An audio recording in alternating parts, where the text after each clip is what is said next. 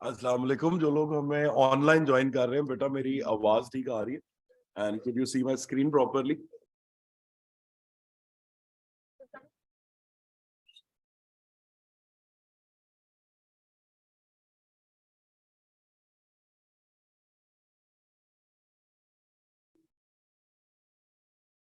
ठीक है हुआ मेरा। अच्छा मेरा ऑन है। कुछ रोल ओवर रिलीफ पढ़ लिया था हमने, कंप्लीट नहीं शुरू किया। अच्छा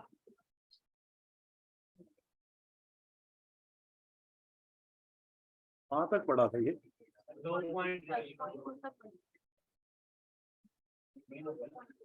ओके अली भाई, एक गिलास पानी का।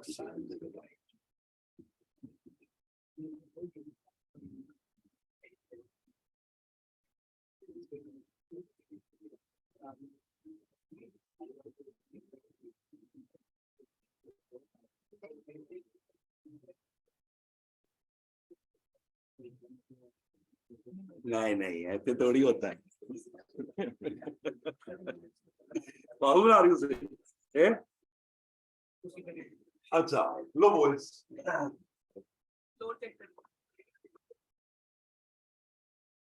अच्छा जी, रोल ओवर रिलीफ। अच्छा जी, एक तो आई होप आप सबको रोल ओवर रिलीफ के बारे में ये याद होगा कि ये डेफरल है, ये एग्जामिनेशन नहीं है। इस वजह से भाई ने एक बात ही पढ़ाई थी, दो बातें पढ़ाई थी। एक तो मैंने ये पढ़ाया था कितना गेन डेफर होगा, और साथ मैंने कहा था साथ ही क्या करें ऐसा कि ये गेन दोबारा चार्जेबल हो। अगले एसेट पे क्या करें? अगले एसेट की कॉस्ट में से लेस कर दें। हम सारे चार्टर्ड अकाउंटेंट्स हैं या बन रहे हैं, ठीक है, तो हमें ये बड़ी अच्छी तरह पता है कि कॉस्ट वो चीज होती है जो गेन को कम करती है। और जब हम अगले एसेट की कॉस्ट को कम करते हैं तो हमें समझ आ जाती है कि आज वाला नजला कब गिरेगा मेरे बच्चों, आज वाला गेन कब चार्जेबल होगा, जब अगला एसेट सेल होगा। भाई वो सेल ना करे, मर जाए, तो मरने पे तो ट्रांसफर वैसे ही हो जाती है। तो इस वजह से कई बच्चे जब पूछते हैं कि sir roll over gain exempt हो सकता है, मैं ना हो सकता मरना पैदा है, लेकिन ठीक है, मरने के अलावा रोल ओवर जरूर चार्जेबल होगा। कब चार्जेबल होगा? जब भी वो बंदा इस एसेट को फ्यूचर में करेगा सेल। तो जब वो सेल करेगा वो हम कम कॉस्ट यूज करेंगे, और कम कॉस्ट यूज करने की वजह से गेन ज्यादा आएगा ही आएगा। और इसीलिए हमने कहा था इसे रोल ओवर रिलीफ कहते हैं, क्योंकि ये गेन को तब तक रोल ओवर या डेफर कर देता है जब तक अगला एसेट सेल नहीं होता। ठीक है, एक उठान नहीं लगती ऊपर से, क्या बात है जी। तो अपने अपने इलाके की बात है, मुझे लगता है कहाँ से आप ठंड होती वहां बहुत ज्यादा, इसलिए भाई ऐसे स्कूल में फिर रहा है। मैं पूरा सूट पा के कह रहा गर्मी वाला पाया, बहुत डर लग रही, जल्दी स्वेटर भी पहनी। हाँ, उम्र का भी फर्क होता ना, देखिए आप वो 12-13 साल का, मैं 18-19 का, ये भी फर्क होता है। तो क्या भाई का नाम क्या है? आसिफ। आसिफ मेरा बच्चे, ठीक है। तो ले बॉयज, अब हमने कल पढ़ा कि रोल ओवर, लेकिन ये रोल ओवर ऐसे नहीं मिल जाता, कंडीशन थी कुछ। सबसे पहली कंडीशन तो 5 बिलीफ में मुश्तरक है कि एसेट का बिजनेस एसेट होना जरूरी है। लेकिन यहाँ पर जगह एसेट का बिजनेस एसेट होने के साथ साथ qualifying for roll over relief भी होना चाहिए। हमने कहा कि कौन से क्वालिफाइंग एसेट? तो 3 है जी total, land, building and goodwill. ये 3 चीजें जी बेचे, इन 3 में से कोई भी खरीदें। वैसे इन योर एग्जाम्स 99.99% क्वेश्चन में it would be land and building sold and land and building purchase. ठीक है, तो वो इस आज के बाद जब भी कभी C3 के क्वेश्चन में वो गए कि मैंने ट्रेड में इस्तेमाल होने वाली लैंड या बिल्डिंग बेची है, तो जैसे वो तुम्हें कहे कि मैंने ट्रेड में इस्तेमाल होने वाली लैंड या बिल्डिंग बेची है, तुम्हारा काम है बेचने वाले का गेन जरूर निकालो, बेचने वाले का गेन जरूर निकालो, लेकिन साथ ही चेक करो 1 ईयर बिफोर में या 3 ईयर आफ्टर में रिप्लेसमेंट एसेट तो नहीं खरीदी। और वो रिप्लेसमेंट एसेट भी लैंड बिल्डिंग गुडविल है जो कि ट्रेड में इस्तेमाल होना है। तो फिर भाई तुम्हारा फर्ज बनता है, देखो क्लाइंट बेचारा मासूम होता है, चले आप बताएं, क्लाइंट हमारे पास गेन कैलकुलेट करा के टैक्स कैलकुलेट कराने आता है या नहीं? गेन पर ज्यादा रिलीफ लगवा कर रिड्यूस टैक्स कैलकुलेट कराना है, रिड्यूस टैक्स कैलकुलेट। तो वो आप अगर ये सोच रहे हैं कि पेपर में लिखा होगा I have sold this building and acquired another building, please apply roll over relief, फिर बाकी का काम भी आप ही कर लेगा।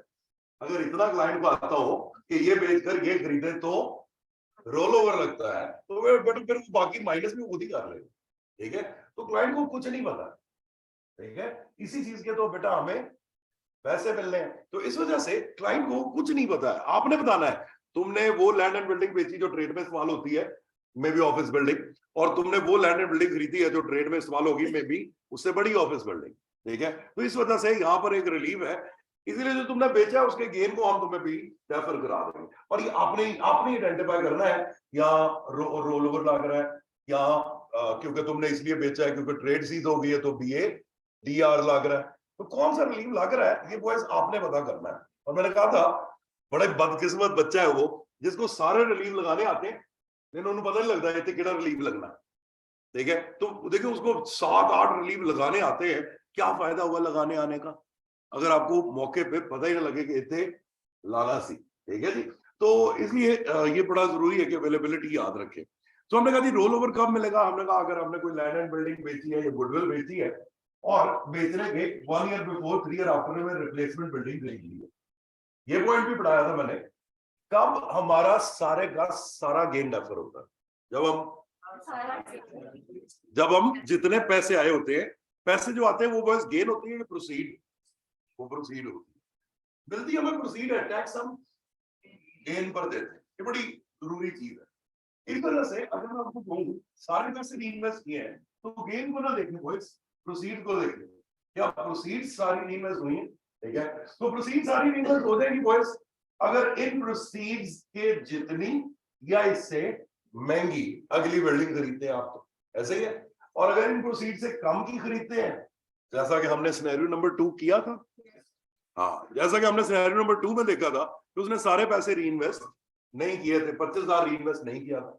अगर तो सारे रीइन्वेस्ट किए थे तो हमने 90 का 90 का गेन डाला, लेकिन जब सारे रीइन्वेस्ट नहीं किए तो हमने कहा भाई जितने पैसे रीइन्वेस्ट नहीं कर रहे हो 25,000, तो 25,000 का गेन इमीडिएटली, मतलब जब कोई पैसे पूरे रीइन्वेस्ट नहीं करता फिर हमें ये नहीं पता लगता रोल ओवर रिलीफ कितना, फिर हमें ये पता लगता है इतने गेन में से इतना गेन तो डेफर नहीं हो सकता, फिर रोल ओवर कैसे निकलता है, हमेशा बैलेंसिंग फिगर करके निकलता है। ये सारी बातें हो रही थी, वंडरफुल।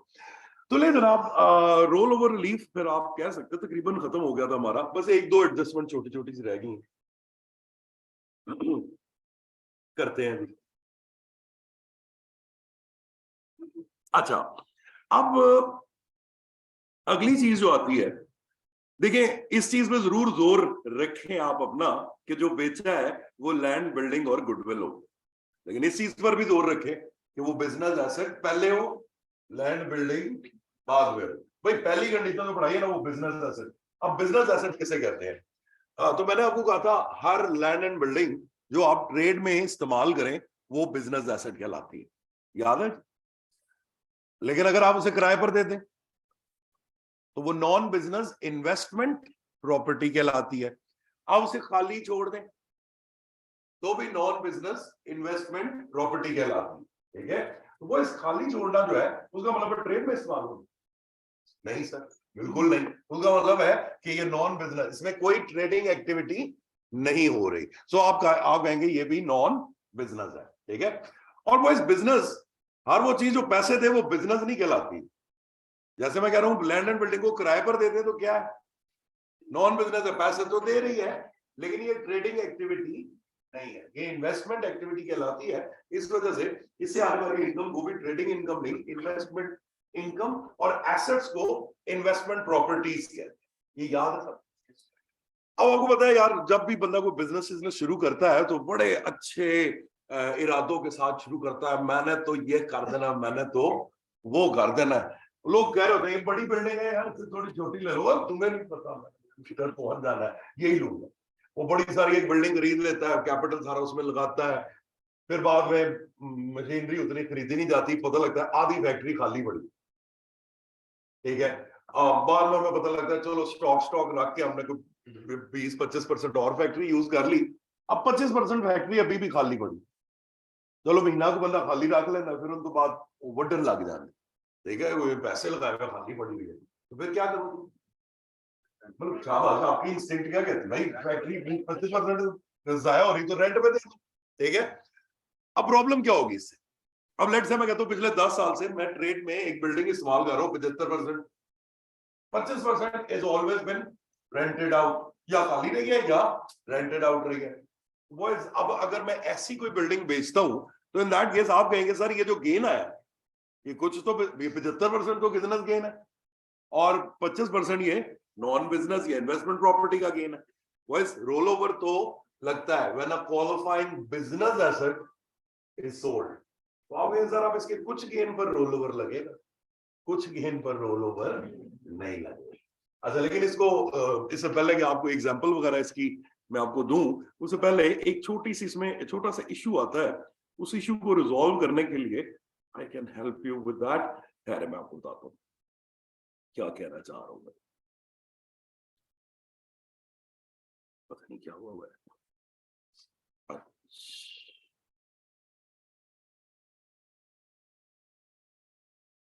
चलो 70-30 कर लेते हैं।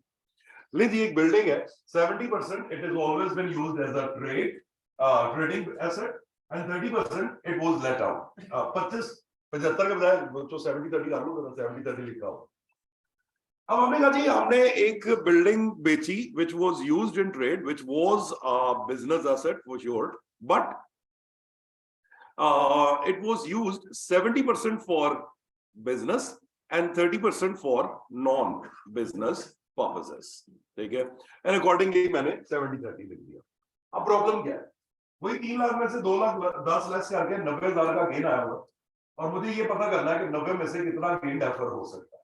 पहले तो आप कहेंगे सर 90 का 70% गेन डेफर होगा, सॉरी उल्टा बोल गया मैं भी, 70% गेन डेफर होगा, 30% गेन तो डेफर हो ही नहीं सकता। एक तो बॉयज गेन 90 में से कुछ gain for the tax year में इसलिए जाना है कि 30% गेन डेफर हो ही नहीं सकता। यहां तक तो क्लियर हो नहीं पाता। एक और वजह से भी गेन चार्ज लो, वो क्या है? हाँ शाबाश, कितने पैसे आए तुम्हें जो बेचा है उसमें, कितने पैसे आए?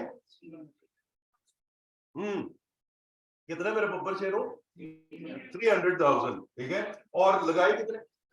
अगली बिल्डिंग कितने की? 280 की। सर ये रस्म का मसला है, इसका 70% तो हम निकाल लेंगे, लेकिन सर अब ये भी मसला है कि कितना गेन इसलिए चार्जेबल होता है बॉयज के पूरे पैसे रीइन्वेस्ट नहीं किए।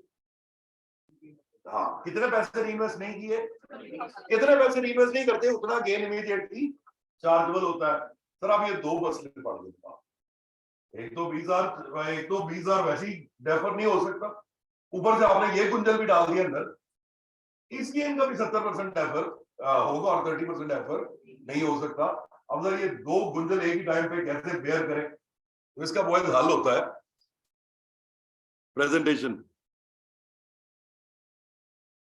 ये देखिए, अगर मैं आपको कहूं कि आपने गेन को तो अलग-अलग करना ही है, क्या कहते हैं, मतलब मेरे कहने पर आप गेन के साथ साथ, सॉरी चल, अच्छा, मेरे कहने पर आप गेन के साथ साथ प्रोसीड और कॉस्ट को भी 70-30 कर दें।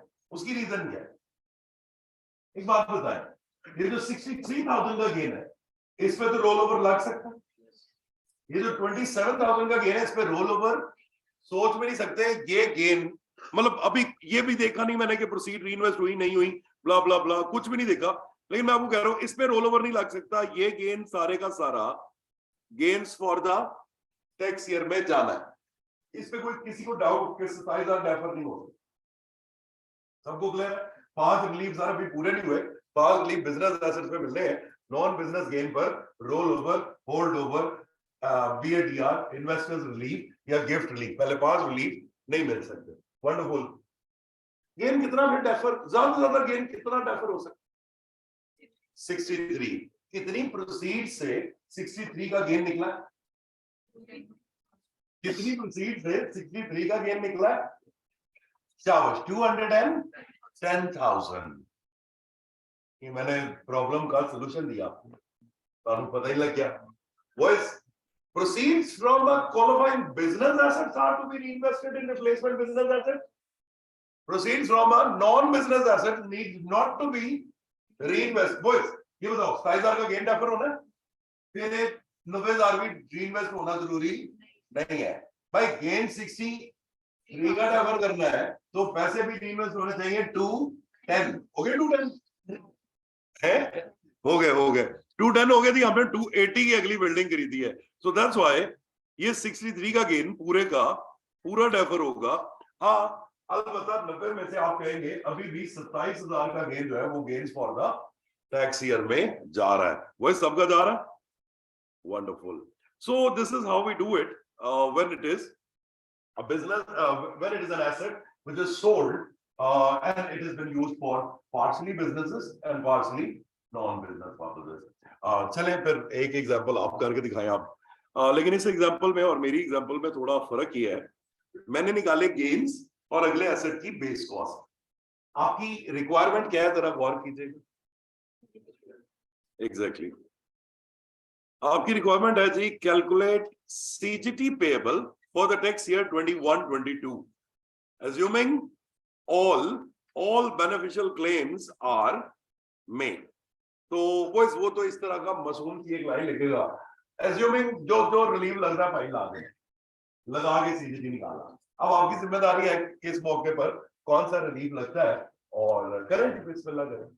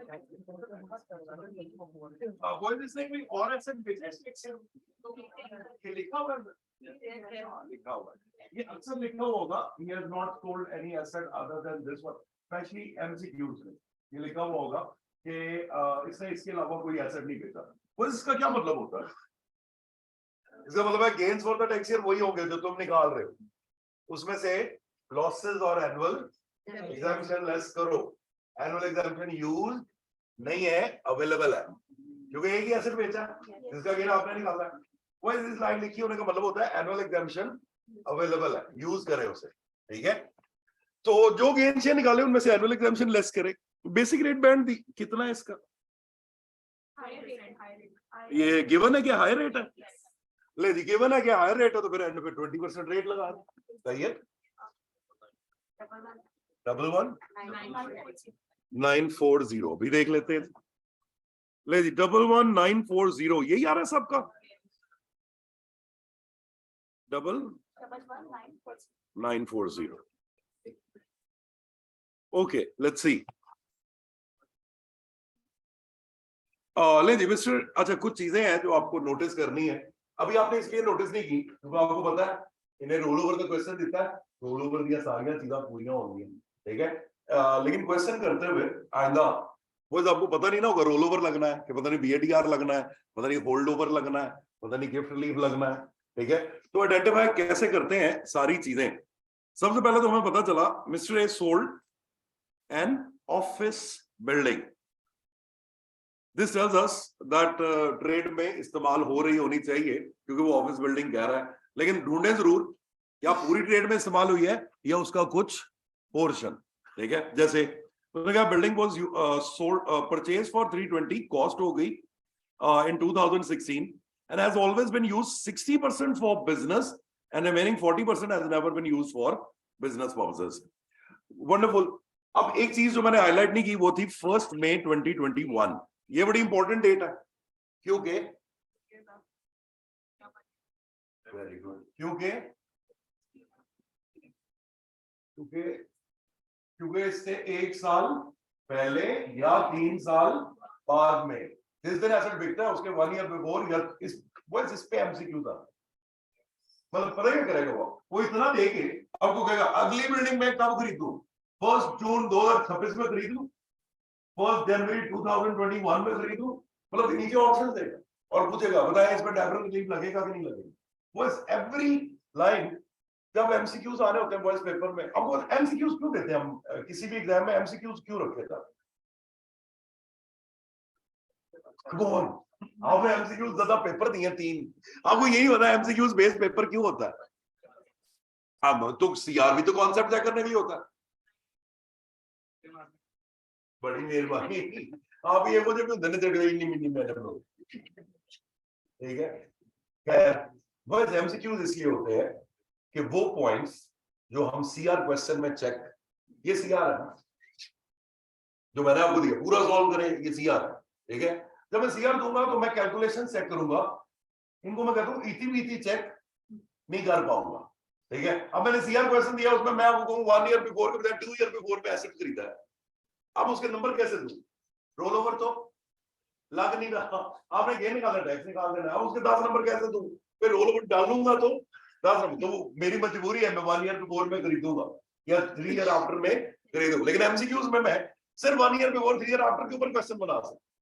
तो वो जो एग्जामिनर की ख्वाहिश होती है कि यूं करके किताब खोल के ना यूं उंगली रखे और उस लाइन के ऊपर क्वेश्चन बना सके, किसी एक लाइन पे क्वेश्चन बनाना है तो मुझे उसके लिए क्या चाहिए होते पेपर में? एमसीक्यूज चाहिए होते हैं, and that leaves you with no choice. आप किसी भी पॉइंट को छोड़ नहीं सकते आप, ठीक है। वो एक पॉइंट पे कमीना एमसीक्यूज बना देगा, ठीक है, चलो कमीना वापस ले ले, ठीक है, लेकिन वो एमसीक्यूज बना देगा, और बना देगा तो आपको उसका फिर ख्याल रखना है। सर अगर हाई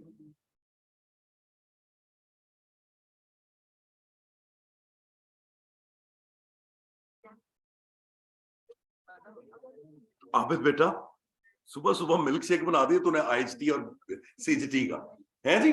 चल बेसिक रेट बैंड 100% अवेलेबल तब भी होगा जब वो कहेगा कोई इनकम नहीं है, कोई इनकम दे देगा तो उतना इनकम के अगेंस्ट यूज हो जाएगा, बिल्कुल वैसे ही जैसे हमने पिछली 150 एग्जांपल्स की है, बिल्कुल वैसे ही। खैर वापस आते हैं, तो वो अब अगली चीज नोटिस जो करनी है वो ये करनी है कि क्या इसने 1 ईयर बिफोर 3 ईयर आफ्टर में रिप्लेसमेंट एसेट खरीदा? हमें पता लगा इसने एसेट तो एक खरीदा जी, कब खरीदा?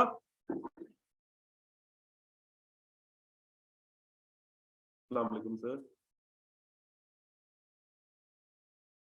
हेलो वालेकुम सलाम सर। मैंने कहा पहले बता दूं आपको कुछ 100 को बच्चा आपकी और मेरी कन्वर्सेशन सुन रहा है और मैंने माइक भी लगाया हुआ है चले सर खैरियत कोई इमरजेंसी तो नहीं है ना कोई? मैंने 2 बजे जाना चौधरी साहब की तरफ, I am wearing a suit, don't you worry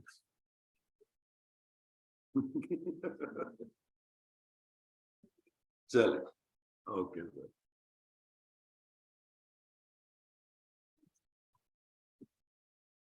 Chaudhary साहब इज अ पॉलिटिशियन, आई मैं थोड़ी सूट पहन के क्या ले जी। And he's the politician who owns this project on which we both are working actually. Yes, काफी बड़ा बेईमान आदमी। खैर आगे आते हैं। लो बच्चों, और हम उनके फैसिलिटेटर। चार्टर्ड अकाउंटेंट की जॉब कसम से कभी कभार ऐसा लगता है जैसे ना ब्रोकर नहीं होता जिम्मे बंदा समझ तुझे क्या होने चाहिए है जी। खैर ओके बॉयज, रिप्लेसमेंट एसेट जी खरीदा गया है, बिल्कुल खरीदा गया। उसने कहा जी हम खरीदेंगे एक अदद वेयर हाउस, और वो वेयर हाउस खरीदा जा रहा है बॉयज 1 फरवरी 21 पे जी boys, 1 year before 3 year after, 1 year before में खरीद लिया है जी। वंडरफुल। और अब हम देखेंगे पैसे कितने रीइन्वेस्ट हुए हैं। वह जो बेचा था वो तो 5 लाख का बेचा था, और जो खरीदा है वो 3.5 लाख का खरीदा। तो आप कहेंगे नहीं सर, होल्ड योर हॉर्सेस, जब ऐसी बिल्डिंग आती है जिसमें बिजनेस नॉन बिजनेस पोर्शन होते हैं तो उसकी प्रोसीड कॉस्ट गेन अलग अलग कर दिए जाते हैं, और सिर्फ बिजनेस गेन अगर होना होता है तो प्रोसीड भी सिर्फ बिजनेस ही की रीइन्वेस्ट होनी होती है। नॉन बिजनेस प्रोसीड्स 5 लाख में है, उन्हें काउंट नहीं करना होगा। तो वो ये कुछ चीजें हैं जिनको नोटिस करेंगे आप। और जो चीज एक और नोटिस की है मैंने वो ये है कि बेचने वाली चीज भी बिल्डिंग है और खरीदने वाली चीज भी बिल्डिंग है, ठीक है। तो ये सारी चीजें नोटिस करेंगे आप और फिर सॉल्व करेंगे, वरना वो आपके साथ पेपर में ऐसी गेम में चलता है, मैंने बिल्डिंग बेची, मैंने कोटेड शेयर्स खरीद लिए, सारे पैसे रीइन्वेस्ट कर लगेगा रोल ओवर? नहीं, लैंड बिल्डिंग गुडविल बेचनी है, लैंड बिल्डिंग गुडविल खरीदनी है, ठीक है जी। तो जाहिर इसमें रोल ओवर लगना ही नहीं, और इसमें वो आपको इतना यकीन लगेगा मैंने सारे पैसे रीइन्वेस्ट कर दिए, मेरा सारा गेन डेफर करना, मैं चाहता हूं मेरा कोई टैक्स ना आए, ठीक है। और आप कहेंगे बिल्कुल बिल्कुल सारे पैसे, ठीक है। तो ये चीजें नोटिस करनी है सारी, ठीक है, जो मैंने की है जब भी रोल ओवर का क्वेश्चन करना है। And here is your colourful answer. Where is the colorful answer? There we go. ले जी, ये बिल्डिंग हमने बेची है जी, और ये हमने खरीदी है। जो बेची हमने वो 5 लाख की बेची है, लेकिन उसकी बिजनेस नॉन बिजनेस पोर्शन को मैंने अलग किया है। बिजनेस प्रोसीड 3 लाख की है और बिजनेस गेन 108 के है। नॉन बिजनेस प्रोसीड 2 लाख की और नॉन बिजनेस गेन 72 के है। अभी हमें ये पता लगा कि अगली बिल्डिंग हमने 350 की खरीदी है, जिसकी वजह से सारे बिजनेस प्रोसीड्स हमारी रीइन्वेस्ट हो गई हैं, और इसलिए सारे का सारा बिजनेस गेन भी डेफर कर दिया मैंने। अब मतलब नॉन बिजनेस गेन आपको पता है क्वालिफाइंग नहीं होता फॉर रोल ओवर, तो मैंने सारे का सारा gains for the tax year में डाला है, और इसके आगे वो ये मेरी नई बेस कॉस्ट बनी पड़ी है। अच्छा by the way, base cost मैं हर एग्जांपल में इसलिए बनाता हूं क्योंकि मैं पढ़ा रहा हूं, ठीक है। इस रिक्वायरमेंट में लिखा है अगले एसेट की बेस कॉस्ट शो करें, ना शो करे नंबर नहीं मिले, नंबर नहीं कटेंगे, ठीक है। जब कहीं पे अगले एसेट की बेस कॉस्ट शो करो तो ही बेस कॉस्ट शो करें, वरना मतलब मेरा मतलब मेरी तरफ से हर दफा शो कर दे अगर आपके पास टाइम है, वरना अगर वो ये नहीं कह रहा कि अगले एसेट की बेस कॉस्ट शो करें तो इसके नंबर नहीं आते। आपने शो करना है 100 सोशल वर्क करें पेपर, नो प्रॉब्लम। बेसिकली आपकी रिक्वायरमेंट थी टैक्स ईयर 21-22 का टैक्स निकालना, तो बस उसके लिए आपको पता होना चाहिए था टैक्स ईयर 21-22 के gains for the tax year. Now we know 72,000 है, and that's why 72,000 को मैंने बनाया gains for the tax year, उसमें से लेस की annual exemption and taxable gains आ गए 59,700 which would now be taxed at straight away 20% because he was a higher rate taxpayer. And you will see 50% of the questions would say that he is a higher rate taxpayer. In 50% of question he would say there is a base, no not 50, around 20-25% question में होगा he has a basic rate band of इतने pound, and in 20-25% question he will say his taxable incomes are इतनी। तो 3 तरह से rate check होता है words, एक तो आसान तरीन तरीका है, वो कह रहा हूं मैं आधे क्वेश्चन में आसान तरीन तरीका है, he is a higher rate taxpayer। कोई 25% क्वेश्चन में वो आपको कहता है इतना बेसिक रेट बैंड है, और 20-25% क्वेश्चन में वो कहता है इतनी टैक्सेबल इनकम है। तो फिर आप क्या करते हैं, पहले बेसिक रेट बैंड खुद निकालते हैं, जैसे मैंने आपको हर क्वेश्चन के लिए ट्रेन किया है boys. Wonderful. That's called rollover relief, and this is how we apply it. अगर बेसिक रेट बैंड ना दिया वो आप फिर क्वेश्चन ना, फिर पेपर ना टीएक्स का नहीं है, फिर पेपर हो रहा है बूझो तो जाने का, ठीक है, कि बूझो भला मेरी कितनी टैक्सेबल इनकम और मेरा कितना बेसिक रेट बैंड है, सॉरी तुमने गलत बताया, तुम हार गए, ठीक है। तो जाने देना, आप मतलब सारा कुछ दिया हुआ होता है, मतलब फैक्ट्स दिए होते हैं, उनको रिजॉल्व मेरा बेटा तूने खुद ही करना, ठीक है। ओके लो बॉयज, इसके बाद हमारे पास, अच्छा ये बाय द वे मैंने जो आपको पॉइंट अभी डिस्कस किया आपके साथ वो ये थर्ड पॉइंट था, if the asset sold or purchased is partially non business asset तो हम सिर्फ बिजनेस प्रोपोर्शन के ऊपर रोल ओवर रिलीफ लगा सकते हैं। आखिरी पॉइंट जो रोल ओवर रिलीफ का बॉयज रह गया वो है इलेक्शन का क्लेम करने का। वो बीएडीआर का भी क्लेम था, बीएडीआर और इन्वेस्टर्स का एक ही क्लेम था। कहां तक, कितने साल, इस पे भी एमसीक्यूज आते हैं, ठीक है। 1 ईयर कहां से, देखिए 1 साल सबको याद रहे कहां से यही बनवाता है। जैसे मतलब इस महीने एनिवर्सरी है, ये मुझे याद है किस दिन को है वो मरवा देता है, ठीक है। तो प्रिसाइज डेट याद रखे मेरा भाई, ठीक है, वरना रोटी नहीं लगती 3 दिन से, ठीक है। नाल बर्तन भी धोने पैंदे ने, ठीक है। ये दिखाने के लिए देखिए मैं तो बड़ा खुश हूं। खैर तो बॉयज फिर कल में आगे चल, ठीक है। तो वैसे खाना पकाना तो वैसे ही पैशन है भाई का, ठीक है।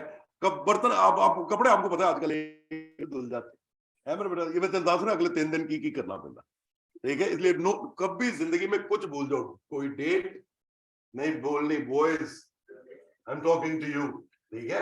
मतलब सब कुछ भूल जाएगी, डेट्स भूलने पे कभी माफी नहीं है मेरा, ठीक है। तो खैर वापस आते हैं। लो बॉयज, अब इस वजह से मुझे बताओ क्या डेट थी जहां से 1 साल, ये भूल जाए कह रहे तुम नहीं भूल सकते, ठीक है। क्या डेट थी boys, 31 January following the tax year, ठीक है। फॉलोइंग द टैक्स ईयर की 31 जो जनवरी थी बॉयज, वहां से 1 साल में पीएटीआर और इन्वेस्टर्स रिलीफ का क्लेम किया था। अच्छा अगर मैं कहूं रोल ओवर रिलीफ का क्लेम कब से करना है, तो बॉयज पहले तो ये क्लियर करो 31 जनवरी से नहीं। रोल ओवर रिलीफ का क्लेम अभी पॉइंट बाद में पड़ेगी है। रोल ओवर रिलीफ का क्लेम जब भी करना होगा बॉयज 31 जनवरी से नहीं होगा, टैक्स ईयर के एंड से होगा। टैक्स ईयर की एंड डेट बताएं क्या होती है, वंडरफुल 5th ऑफ अप्रैल। बस आज के बाद जब भी मैंने डेट्स पूछनी है लड़कियों से नहीं पूछनी है, डेट्स मुझे लड़कों ने बतानी, ठीक है। मैं चाहता हूं तुम एक कामयाब प्रोफेशनल और एक अच्छे कॉम्प्रोमाइजिंग हस्बैंड हो, ठीक है मेरा बेटा, तो शाबाश। तो अब क्या है हमारे पास अगली बात, तो 5th अप्रैल। अच्छा बॉयज 5th अप्रैल, पहली बात तो 31 जनवरी से नहीं, 5th ऑफ अप्रैल से। 5th अप्रैल से बॉयज 1 साल नहीं, पूरे 4 साल, ठीक है। 4 साल कहां से थी 5th अप्रैल से, तो डेट होगी 5th अप्रैल 26, 5th अप्रैल 28, कब नहीं कोई भी जहां भी टैक्स ईयर है। लेकिन एक मसला है सर, बीएडीआर और इन्वेस्टर्स रिलीफ में तो हम सिर्फ एसेट्स बेचा करते थे, कोई खरीदा नहीं करते थे। अब खरीद नहीं सकते 1 ईयर बिफोर, 3 ईयर आफ्टर। तो सर यहाँ पे बेचने वाला टैक्स ईयर और खरीदने वाला टैक्स ईयर, 2 टैक्स ईयर नहीं इन्वॉल्व बॉयज। देखो बीएडीआर और इन्वेस्टर्स रिलीफ में एक ही टैक्स ईयर इन्वॉल्व जिसमें तुमने बेचा, लेकिन यहाँ पे 2 टैक्स ईयर इन्वॉल्व है। एक वो टैक्स ईयर जिसमें बेचा, एक वो टैक्स ईयर जिसमें, हाँ दोनों एक भी हो सकते, दोनों सेम भी हो सकते हैं। मैं आज बिल्डिंग बेटा महीने बाद अगली खरीद ला, नो प्रॉब्लम, सेम भी हो सकते हैं। But there is a fair chance के 2 टैक्स ईयर अलग अलग भी होंगे। खरीदने वाला टैक्स ईयर शायद पता नहीं 2021 हो, बेचने वाला 22 23 हो। फिर सर कौन से वाले टैक्स ईयर से 5th अप्रैल कह रहे हैं आप, ये लिखा हुआ जी आगे, लेटर ऑफ। एक बेचने वाला टैक्स ईयर होगा और एक खरीदने वाला टैक्स ईयर होगा, दोनों में से बच्चों जो बाद वाला टैक्स ईयर, लेटर ऑफ का मतलब दोनों में से बाद वाला है। अब बॉयज अगर मैं आपको कहता हूं बेचा मैंने 22 23 में, खरीदा मैंने 21 22 में, तो आप कहेंगे सर फिर किस तारीख बोल लो बच्चों, कहां से 4 साल गिनूं, 5th अप्रैल ईयर बताओ, 5th अप्रैल 23 सर यहां से 4 साल गिनूं। Everyone is clear boys. अगर मैं आपको कहता मैंने बेचा 22 23 में लेकिन मैंने खरीदा 23 24 में, तो फिर आप कहेंगे सर 5th अप्रैल 24 में 4 ऐड करें and this would become 5th April 28। Everyone is clear. ये भी एक एमसीक्यू, ठीक है। वो आपको ये मैंने बेचा वो मैंने खरीदा, छोटो तुसी रोल ओवर वो मैंने लगा लिया। आप मुझे बताएं क्लेम कब तक कर, ठीक है। और नहीं तो 3 4 5 डेट्स नहीं होंगी, ठीक है। आपने 4 5 डेट्स के चक्कर में नहीं पड़ना मेरा, 2 करा था पुराना में जब भुक्का रह गया, 1 डेट, ठीक है मेरा बेटा, फोकस होके, ठीक है। तो वो वाली डेट बता देनी आप लोगों ने और इंशाल्लाह 1 2 नंबर आ जाएंगे। 2 आगे मेरा बेटा, पिट्ठे रह गए 48, अल्लाह खैर करेगा वो भी आ जाएंगे, है जी। तो बॉयज ये डेट ऑफ इलेक्शन जनरेट कर लेंगे आप। पर बेचने वाला टैक्स ईयर देखते हैं, खरीदने वाला देखते हैं, दोनों में से बाद वाले की 5 अप्रैल से 4 साल। अब एक छोटा सा इशू है, ये इशू डिस्कस करते हुए आप सब लोग ना तो टैक्स कंसल्टेंट है ना ही क्लाइंट है। ये इशू जब मैं डिस्कस करूंगा तो आप सब लोग हैं HMRC, ठीक है। तो अब जो भी बात होगी आपने अपने आप को HMRC समझना है और HMRC समझ के मेरी बातों का जवाब देना है। चलो लो भाई, मैं हूं एक टैक्स पेयर बेचारा मासूम सा, मुझे नहीं पता इस दुनिया में रोल ओवर और होल्ड ओवर और क्या क्या रिलीफ होते हैं। मुझे इतना पता था, बीइंग अ लेमैन थोड़ा सा अंदाजा था कि HMRC बिजनेसेस को बड़ा सपोर्ट करता है, इसलिए 7 में से 5 रिलीफ बिजनेस एसेट्स के लिए बना के रखे हैं। और रिप्लेसमेंट ऑफ बिजनेस एसेट पर सिर्फ बंद करने पर BADR नहीं देता, रिप्लेसमेंट पर भी रिप्लेसमेंट पर भी रेफरल रिलीफ दिए हुए थे। मैंने एक ऑफिस प्रेमिसेस जो कि कंप्लीटली बिजनेस एसेट था बॉयज, वो सारा गेन ही 90,000 का आ रहा है। बदलो बाद ਤੁਸੀਂ ਉਹ ਨਾ ਕੋ ਰੋਲ ਓਵਰ ਕੋ ਕੁਐਸਚਨ ਆਇਆ, गेन तो 90,000 के अलावा था कोई है जी, ते बदल दियो 210। लो बॉयज 40,000 का हमें गेन आया, ठीक है। हमने 210 की एक बिल्डिंग बेची, 40,000 की खरीदी, सॉरी 250 की बेची, 210 की खरीदी, 40,000 का गेन आया, ठीक है। लेकिन मैं लेमैन बेचारा एक गलती कर बैठा, मैंने रिप्लेसमेंट एसेट भी थी 1 जनवरी 20 पर ये बेचा। 6-7 महीने पहले 6-7 महीने बाद मैंने एक रिप्लेसमेंट एसेट भी खरीदा, वो 290,000 का। सारे पैसे रीइन्वेस्ट कर दिए। कितने आए थे बेटा? 2.5 लाख। कितने लगाए? 290, सारे रीइन्वेस्ट कर दिए, पल्लेों भी लाया बल। तो वो सारे पैसे भी मैंने रीइन्वेस्ट किए और तुमसे वादा कि ये जो अगला एसेट खरीदा है ये भी बिजनेस एसेट है, ये भी बिजनेस एसेट है। बस एक गलती मैं कर बैठा।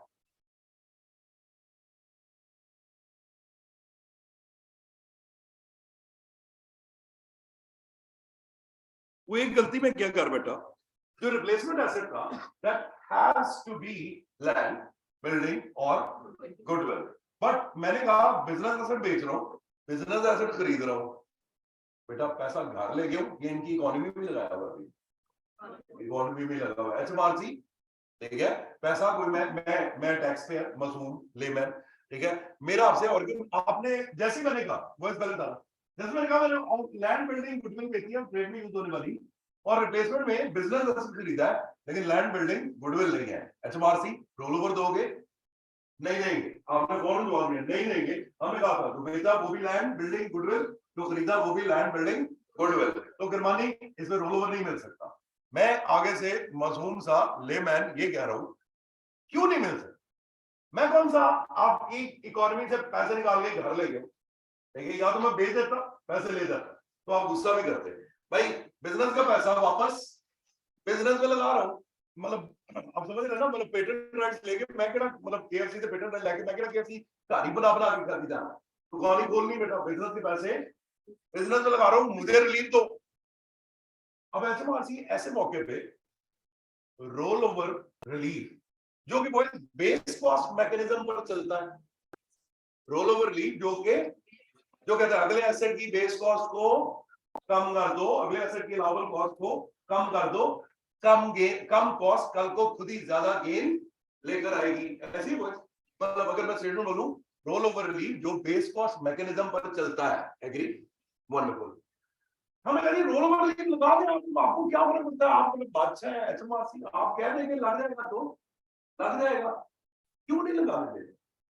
ये मुझे पता है कि मैंने लैंड बिल्डिंग गुडविल नहीं खरीदी, ऐसे कह रहे, क्यों कोई लैंड बिल्डिंग गुडविल के अलावा कोई वेस्टिंग एसेट खरीदे? वो वेस्टिंग एसेट भी तो बिजनेस एसेट ही है, इनमें से कोई नॉन बिजनेस एसेट मेरे हिसाब से हो ही नहीं सकता। मतलब किसी बुक के पेटेंट राइट्स लेके कोई इसलिए तो नहीं लेगा मैंने अकेले नहीं पढ़ी, दुनिया में कोई और ना पढ़े, इसलिए इसके पेटेंट राइट्स मैंने नहीं ली, ठीक है। कोई ऐसे कोई भी नहीं है, ठीक है।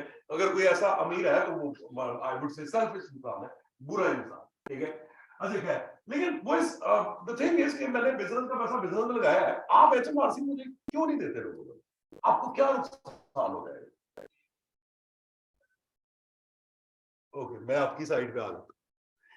देखो कोई ऐसी चीज पूछे तो उसे जवाब देते हैं, भाई देखो करके देखो कुछ होता है कि नहीं होता। अब इससे पहले कि मैं रोल ओवर ली, यहाँ लग नहीं सकता, लगा के इसलिए दिखाऊंगा कि आपको पता लगे, HMRC आपको पता लगे कि आपको क्या नुकसान होना है।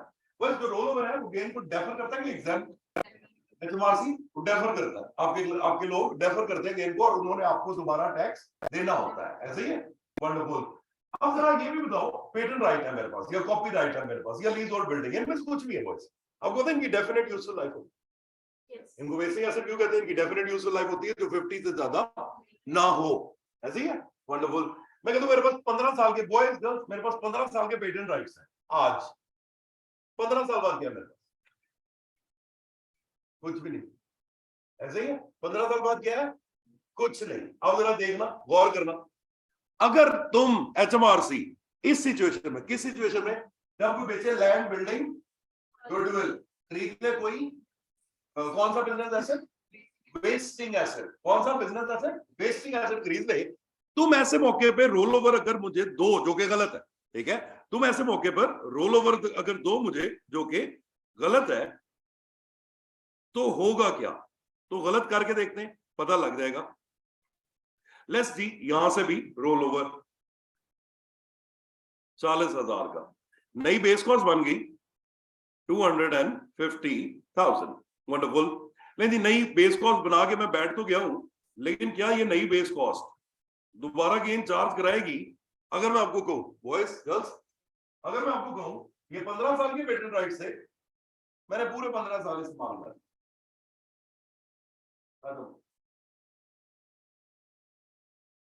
ये तो थोड़ी कॉस्ट की थी आपने HMRC, ये जो आपने थोड़ी कॉस्ट की थी इस उम्मीद में, बेस कॉस्ट मैकेनिज्म लगाया था इस उम्मीद में कि कल वो बेचेगा, भाई जरूरी बेचूं। ये बर्गर मार्केट वाला KFC है, सही चलता है, गए हो मैं वही बैठा हूँ, ठीक है, तो डेफिनेटली तुम लोग गए हो, ठीक है, और भी यूं बैठो, ठीक है। सीटें भी बदलो, तुम उधर बैठ जाओ, मैं इधर बैठ जाओ, तो जाएगा तो कट्टे बैठ जाएगी, तो come on, you can sit together, don't worry. I don't promote that guys should take interest in guys and so on. So we do that in this building, but not outside this building. Go on. Okay. So boys, we want our races to grow, you know. So okay. तो boys, अब बर्तन market वाला KFC है, जबरदस्त चल रहा है, अच्छी लोकेशन है, उसने जो पेटेंट राइट्स अगर 10 सालों के लिए, 20 सालों के लिए, 25 सालों के लिए खरीदे हैं, वो पागल है थे, वो चलाएगा अगला, समझ आ रही है ना बोल। वंडरफुल। अब मैंने कोई पेटेंट राइट्स खरीदे थे 15 साल, मैंने 15 साल पहले इस्तेमाल किए, खत्म हो, अब उनकी कॉस्ट इतनी हो या उनकी कॉस्ट इतनी हो, वो इस कॉस्ट हो गई खत्म, और वो जो गेम था तुम्हारी बिल्डिंग का, वो गेम वो बताना जरा, HMRC बताना जरा, अगर यहाँ रोल ओवर दोगे तो ये गेम डेफर होगा कि एग्जाम्प्ट हो जाएगा, एग्जाम्प्ट हो जाएगा। इसलिए तुम कहते हो कि हम ऐसे मौके पर कभी रोल ओवर मैकेनिज्म यानी कि बेस कॉस्ट मैकेनिज्म नहीं लगा सकते, it would be a failure for HMRC, it would be a failure for you. ये समझ आई बात सब? वंडरफुल। अच्छा, आगे आते हैं फिर सर, लेकिन मैं वही का वही रहा हुआ, मैं कहा अच्छा जी मान लिया ਤੁਹਾਡਾ रोल ओवर रिलीफ काम नहीं करता, उनका नहीं करता तो ना करे, मैंने दसो मेरा की कसूर, मैं केड़ा पैसे कर लैके, मैं वही का वही हूं, मैंने बिजनेस के पैसे बिजनेस में लगाए हैं, मैंने नहीं पता, मैंने रिलीफ तो ਤੁਹਾਡਾ रोल ओवर नहीं काम करता, कुछ और दो, लेकिन मुझे रिलीफ दो, एसेट रिप्लेसमेंट किया, मैं पैसे घर नहीं लेके गया, तो HMRC ने अच्छा भाई ठीक है, ऐसे मौके पर फिर तुम यूं करो कि तुम इसे होल्ड ओवर रिलीफ ले लो। कौन सा रिलीफ ले लो? होल्ड ओवर रिलीफ ले लो, ठीक है जी। वेट लिखने वाला कुछ नहीं है, आराम से बैठ, HMRC तुम्हें क्या जरूरत है लिखने की, तुम तो रूल बनाते हो, वेट करो, बात सुनो मेरी, रोल ओवर नहीं, इस मौके पर होल्ड ओवर ले लो। अब आपको लगता है hold over base cost mechanism पे चलता होगा बॉयज एंड गर्ल्स? अगर बॉयज आपको लगता है कि होल्ड ओवर भी बेस कॉस्ट मैकेनिज्म पे चलता होगा, फिर मेरी इतनी ये जज्बाती कहानी सुनाने का कोई फायदा नहीं है। होल्ड ओवर भी बेस कॉस्ट मैकेनिज्म पे चलता हो, फिर इनका नाम बदलने का लोड ही कुछ, रोल ओवर ही कह लो, बता रही बॉयज, तो सर ये होल्ड ओवर जो है, ये अगर सारे पैसे रीइन्वेस्ट हो जाए तो अपेरेंटली हमें नजर आ रहा है सर आपने सारा गेन होल्ड ओवर कर दिया है, ये अब होल्डेड गेन दोबारा चार्जेबल कर दो। क्योंकि होल्ड ओवर में बॉयज अगले एसेट की बेस कॉस्ट को तो हम बिल्कुल नहीं छेड़ते, ठीक है, अगले एसेट की बेस कॉस्ट हम बिल्कुल प्रिपेयर नहीं करते, अगले एसेट की बेस कॉस्ट पूरी आबोताब के साथ जितनी होती है उतनी की उतनी रहती है और वैसे ही चमकती रहती है, बिल्कुल कम नहीं करते। तो सर फिर ये तो समझ आ गया कि कोई लैंड बिल्डिंग गुडविल बेचकर वेस्टिंग एसेट खरीदे तो गेन रोल नहीं गेन होल्ड होता है, लेकिन बेच रहे अभी भी लैंड बिल्डिंग गुडविल, बेच रहे अभी भी लैंड बिल्डिंग गुडविल है, खरीद रहे कोई वेस्टिंग एसेट है। अगर ऐसे कोई करता है सर ये समझ आ गई रोल नहीं होल्ड होता है, फिर सर आपने कहा था होल्ड ओवर भी डेफरल है, वो होल्ड ओवर भी डेफरल, तो सर ये डेफर्ड गेन फिर आप दोबारा चार्जेबल कैसे होगा?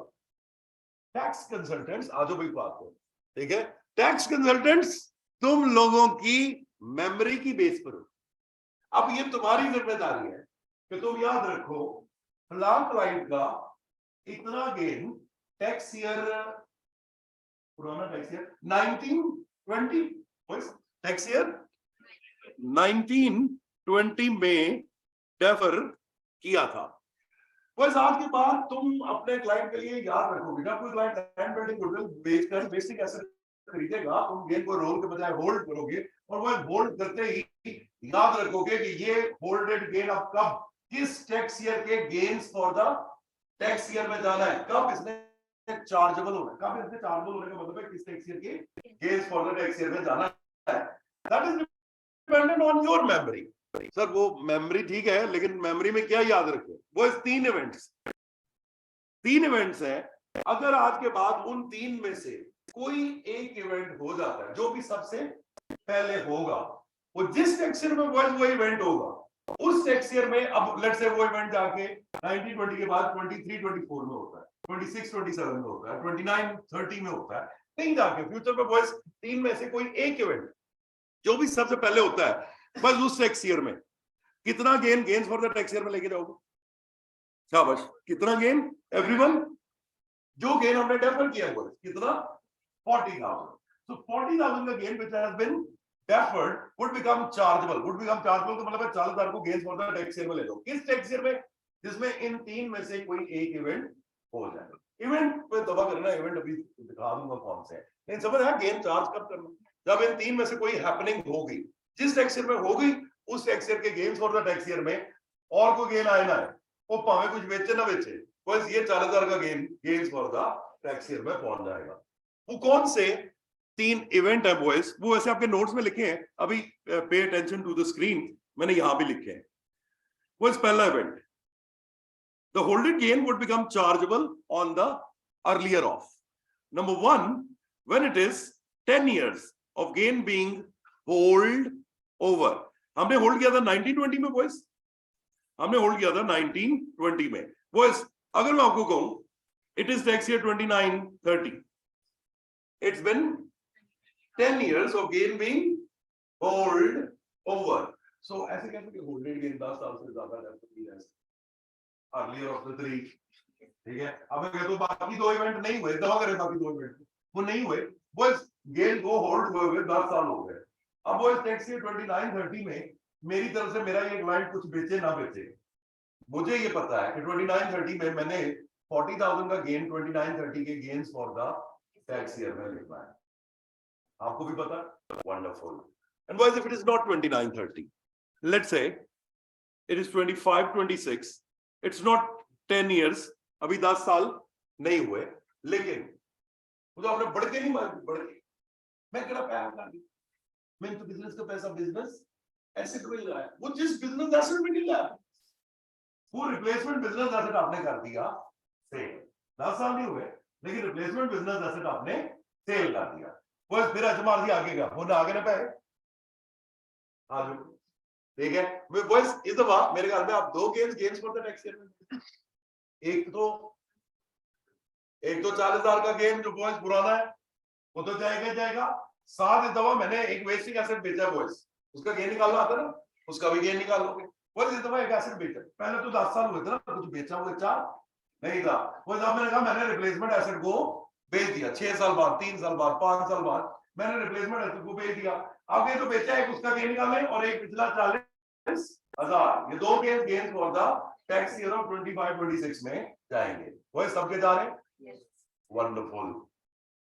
तीसरा पॉइंट है, वंस अगेन आपने एक बड़क और मारी थी कि भाई कौन सा नॉन बिजनेस एसेट खरीदी है, बिजनेस एसेट बेचकर बिजनेस एसेट ही तो खरीदा है।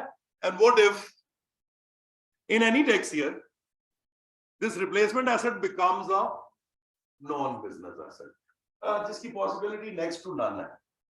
मैं अभी थोड़ी देर पहले कह रहा था भाई किसी नॉवल के पेटेंट राइट कॉपीराइट इसलिए लूं कि मैं नहीं करूंगा, ये एक हाथ तक छापूं और उसके बाद आगे बाद नहीं समझ गए सारा मेरा है, मैं खुद करूंगा।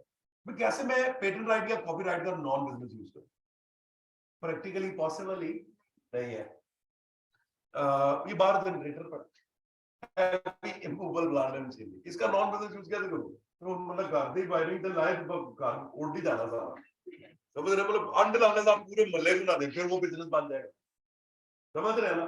तो अब या इंडस्ट्रियल मशीनरी है, वॉल्स का प्लांट है, अब मैं घर लगा लूं, मेरे बेटे को कॉर्नेटो बड़ी पसंद है तो आपको समझ आ रही है तीसरा वन इज देयर। हाँ, सिर्फ एक काम, मैं लूं बॉयज रेंट पर बिल्डिंग इसलिए कि मैं ट्रेड में इस्तेमाल करूंगा अगले 20 सालों का प्रीमियम ले, लेकिन 5 साल बाद मैं वो बिल्डिंग ट्रेड में इस्तेमाल करने के बजाय आगे किराए पर दे दूं। बिल्डिंग्स को किराए पर देना is a non business investment activity. तो आप ऐसे कह सकते हैं रिप्लेसमेंट हो एसेट अगर से लीज ओल्ड बिल्डिंग होना, तो देयर इज अ चांस, अच्छा उसको भी लोग नहीं करते सबलेट, ठीक है? फिर वही बात आती है, आप इतना सोच के एक बिल्डिंग मतलब once in a blue moon हर चीज हो जाती है, लेकिन ज्यादातर ऐसा ही होता है कि अगर आप एक बिल्डिंग लीज आउट कर रहे होते, आपको 20 सालों के लिए चाहिए होती, तो आप कोई 15 साल 10 साल के लिए लीज आउट करते और अगले तो फिर बाद में रिन्यू करा लेंगे। 25 या 30 के लिए ना करो, चाहिए क्यों 15-20 के लिए, ठीक है? तो यूजुअली सबलेट ये भी नहीं हो, मतलब मैं आपको कह रहा हूं अगर प्रैक्टिकली चेक होने होंगे पहले 2 पॉइंट चेक हो, तीसरा पॉइंट प्रैक्टिकली जरा मुश्किल है, हाँ हो सकता है लेकिन जरा मुश्किल है। लेकिन है तीसरा पॉइंट ये कि वो जो हमने क्लेम डाला था कि मैं कौन सा रिप्लेसमेंट में नॉन बिजनेस एसेट खरीद रहा हूं, मैं बिजनेस एसेट खरीद रहा हूं, उस बिजनेस एसेट का आप कौन सा यूज शुरू करते हैं बॉयज? नॉन बिजनेस यूज शुरू कर दें।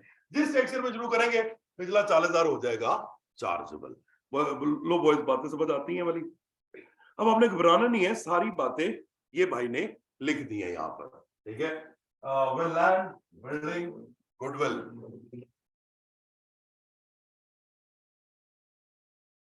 When land, building, goodwill is sold and proceeds are reinvested to purchase any other wasting asset which you guys already know, copyright, patent right, leasehold building or immovable plant and machinery. In such case, boys and girls, gain will be holdover rather than rollover. And so the new base cost of replacement asset is not calculated. तो फिर gain कैसे chargeable होता है? The holded gain would become chargeable on the earlier of following 3. Number 1, when it is 10 years of gain being holdover, when replacement asset is sold, and when replacement asset becomes a non-business asset. नीचे लिखा है remaining points are same as rollover relief. ये आखिरी line पे जरा मैं थोड़ी ज्यादा रोशनी डालना चाहूंगा। आप लोगों में से कितने लोगों ने बुक खरीद ली है? वंडरफुल। जिस तरह से भी बुक है जिनके पास, गुड, सही है। किट कितने लोगों के पास है? अच्छा, नेक्स्ट टाइम मैंने आस्क किट कितने के पास है तो कोई हाथ नीचे ना हो, ठीक है? किट्स सब लोग खरीद ले। एक तो इस वजह से खरीद ले, आपने मार्च में पेपर देना, अब वो कोई और हफ्ते तक ये किट्स मिलना बंद हो जाए क्योंकि ये पुरानी किट्स, ठीक है? मार्च के बाद न्यू किट्स चलनी है, तो कोई भी ना पुराना स्टॉक अपने पास नहीं रखना चाहता, तो आप अगले हफ्ते में कंपल्सरली किट्स खरीदें और प्लीज हार्ड फॉर्म भी खरीदें, ठीक है? हम ज्यादातर प्रैक्टिस लिख के कर रहे होते हैं, तो प्लीज वो खरीदें और प्लीज अगले हफ्ते एक में ना खरीद लें, ये फिर गायब हो जाएंगी, फिर ये किट्स नहीं मिलेंगी आपको, फिर जो किट्स मिलेंगी वो अगले जून अटेम्प्ट वाली होंगी। तो इस वजह से आप लोग as soon as possible kits खरीद लें। अच्छा, लेकिन ऑन दी अदर हैंड ये बात मैं जो कर रहा था वो क्यों कर रहा था, आप लोगों में से जो लोग बुक पढ़ते हैं, माशाल्लाह वो जब रिलीफ वाला चैप्टर खोलेंगे तो उनको सिर्फ एक ही रिलीफ मिलेगा, रोल ओवर। उनको होल्ड ओवर बुक में नहीं मिलेगा। असल में वेरी गुड, ठीक है, असल में रिलीफ एक ही है, क्या नाम है उसका? Roll over. हम रिप्लेसमेंट एसेट खरीदते हुए बेचा क्या? Land building goodwill. Roll over या होल्ड ओवर, बेचा क्या? Land building goodwill. अगर वो लैंड बिल्डिंग गुडविल ही खरीद लें तो रोल ओवर में मैकेनिज्म लग जाता है बेस कॉस्ट का।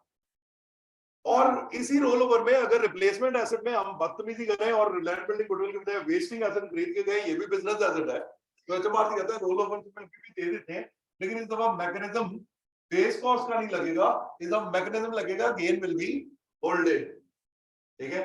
तो असल में रोल ओवर और होल्ड ओवर दो रिलीफ नहीं है, आप कह सकते हैं रोल ओवर के दो हिस्से हैं, ठीक है। ये रोल ओवर की एक्सटेंशन है, ये रोल ओवर का सम सेक्शन है, ये रोल ओवर का एक हिस्सा है होल्ड ओवर। सर आप जरा पेपर के पॉइंट ऑफ व्यू से बताएं ना, कानून ना सिखाएं, कानून हमने सारा, ये क्या आपका पेपर 2.2 लॉ का पेपर जो है, क्या कहते हैं आजकल उसे, F4 में सीख लिया हुआ है, वंडरफुल। तो बेटा कानून वैसे भी आना, ये टैक्स का पेपर, इसमें कानून थोड़ी पूछना है, ठीक है बेटा। मेरा मतलब ये है, सारे पैसे रीइन्वेस्ट करोगे तो सारा गेन होल्ड भी हो जाता है और रोल भी हो जाता है। रिप्लेसमेंट एसेट या तो 1 ईयर बिफोर में खरीदो या 3 इयर्स आफ्टर में खरीदो, बेशक लैंड बिल्डिंग गुडविल खरीदो, बेशक वेस्टिंग एसेट खरीदो। अगर बेचने वाला एसेट थोड़ा बिजनेस थोड़ा नॉन बिजनेस है, तो वो जो बिजनेस पोर्शन का गेन है वही रोल ओवर, वही होल्ड ओवर। अगर तुमने होल्ड ओवर लीव लगाना हो तो इलेक्शन कैसे करोगे भाई? बेचने वाला टैक्स ईयर देखना, खरीदने वाला टैक्स ईयर देखना, दोनों में से बाद वाला लेटर वाला पिक करना, उसके 5 अप्रैल से 4 साल गिनना। सिर्फ फर्क है वो ये है कि अगर रिप्लेसमेंट एसेट वेस्टिंग एसेट हो तो रोल के बजाय क्या लिख देना? होल्डेड है, और अगले एसेट की बेस कॉस्ट न बनाना, बिकॉज चार्जेबल है on based of these 3 events. तो फर्क दो है, एक तो replacement asset land building goodwill के बजाय ये वेस्टिंग एसेट होगा। दूसरा फर्क आप डालेंगे कि बेस कॉस्ट नहीं बनाई, अगले एसेट की बेस कॉस्ट पूरी रहने देंगे, गेन को फ्रोज या होल्ड कर देंगे। So boys, these are actually not two reliefs, these are one relief which are divided into two subsections. Dada boys, wonderful।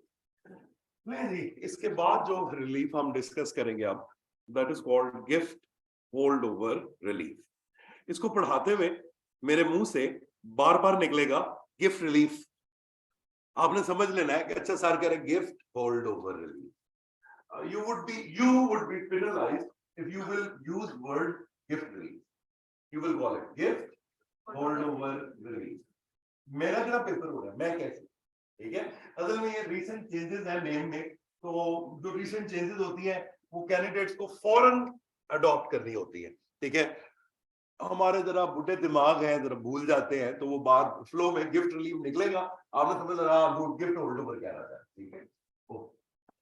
सबसे पहली बात है कि ये रिलीफ हमें क्यों चाहिए, यहां से शुरू करते हैं। ये एक छोटी सी मासूम सी एग्जांपल है, आपकी देखी दिखाई, नीचे है जी पेज नंबर 39 पे।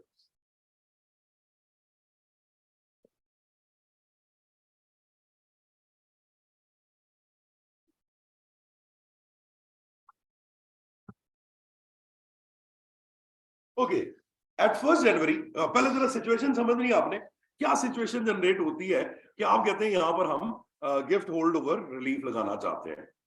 Eight 1 January 2012 Mr A purchase a building to be used in trade. लो भाई, अच्छी खबर है कि बिल्डिंग जो है वो बिजनेस एसेट है, सबका है जी, वेरी गुड।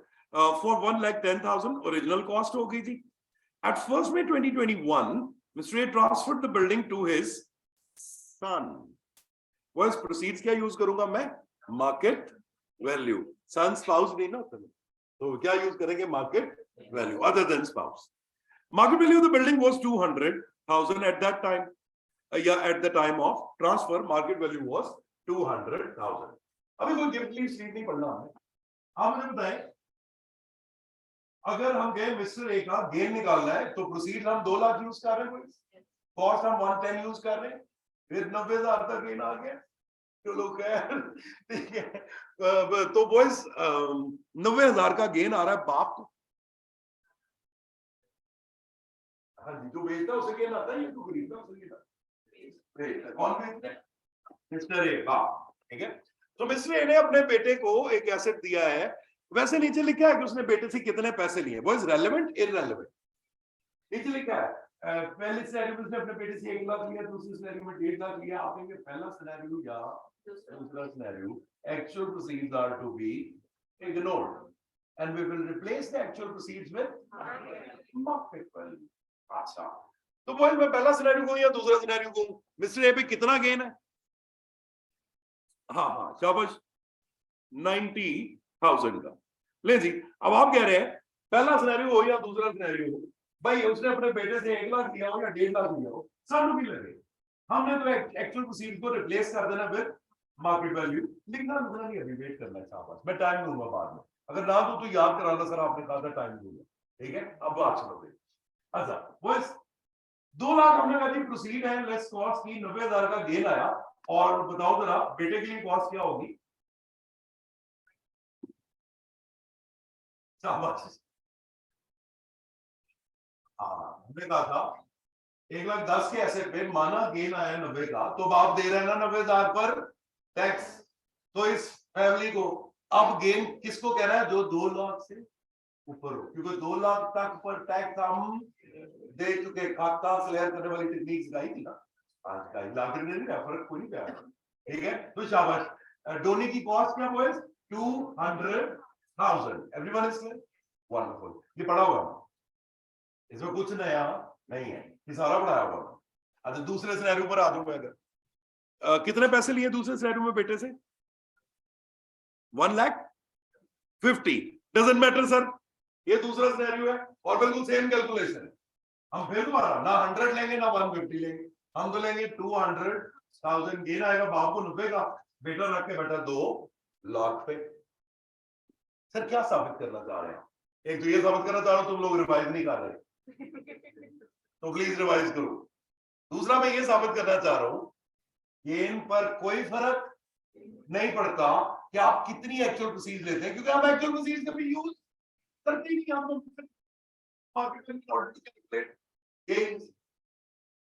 अच्छा अब एक काम करो, ये जो 2 प्रोसीड लिखी है कि बेटा इतनी प्रोसीड देगा, ये इतनी, इसके ऊपर एक रिक्वायरमेंट लिखी, पढ़ो जरा सब लोग। बेटा 1 लाख लेगा या 1.5 लाख, इससे ऊपर एक लाइन लिखी है, ठीक है, calculate how much gain will be deducted under gift holdover relief. Gift holdover relief will be available if actual proceeds are this and if actual proceeds are that. तो वो शाबाश, पहली बात गेन कैलकुलेट करते हुए एक्चुअल प्रोसीड्स किसी काम की नहीं है। शाबाश, ये लाइन पढ़ के पता लगे क्या कैलकुलेट करते हैं। शाबाश, पढ़ो दोबारा लाइन पढ़ो, क्या कैलकुलेट करें? शाबाश शाबाश, पढ़े। Calculate what?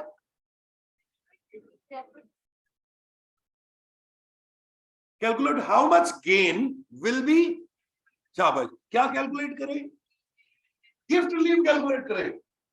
How much gain would be deferred would be the amount of gift holdover relief. Boys, तो शाबाश, calculate how much gain will be deferred under gift holdover relief.